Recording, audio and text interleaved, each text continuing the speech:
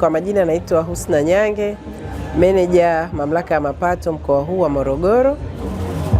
Nichukue fursa hii kuwakaribisha wadau katika banda letu la mamlaka ya mapato Tanzania, wote wa kanda hii ya Mashariki.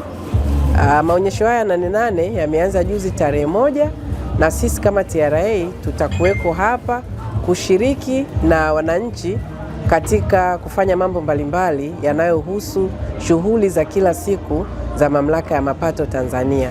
Tuko hapa kwa ajili ya wote ambao wanahitaji kupatiwa tini kwa maana ya namba ya utambulisho wa mlipa kodi. Tupo hapa kutoa elimu, tunatoa elimu katika maeneo mbalimbali. Tuko hapa kuwaelekeza watu kuhusiana na mambo ya mfumo, hasa mfumo wetu mpya wa IDRAS. Kwa hiyo kwa mwananchi yoyote yule ambaye anataka kupata elimu kwenye mambo ya mfumo tunawakaribisha.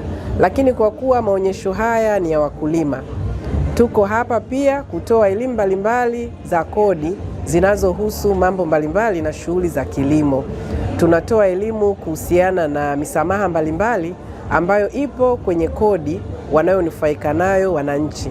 Misamaha kuhusu pembejeo za kilimo, misamaha kuhusu mazao ya kilimo na mambo yote yale yanayohusiana na kilimo. Na mimi kama meneja wa TRA naomba nitoe wito kwa walipa kodi wetu wote na wananchi, hususani wakulima.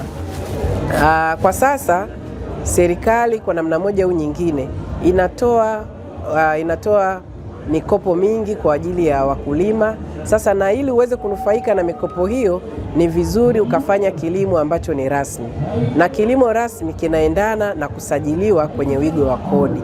Kwa hiyo nichukue fursa hii kuwakaribisha wananchi wote wa kanda hii ya Mashariki kufika kwenye banda letu waweze kupata elimu ili waweze kufanya shughuli zao za kilimo wakiwa na manufaa makubwa zaidi. Mfano, kama nilivyosema awali, watu wengi hawafahamu kama kuna misamaha mingi inayotolewa na sheria za kodi kuhusiana na mambo ya kilimo.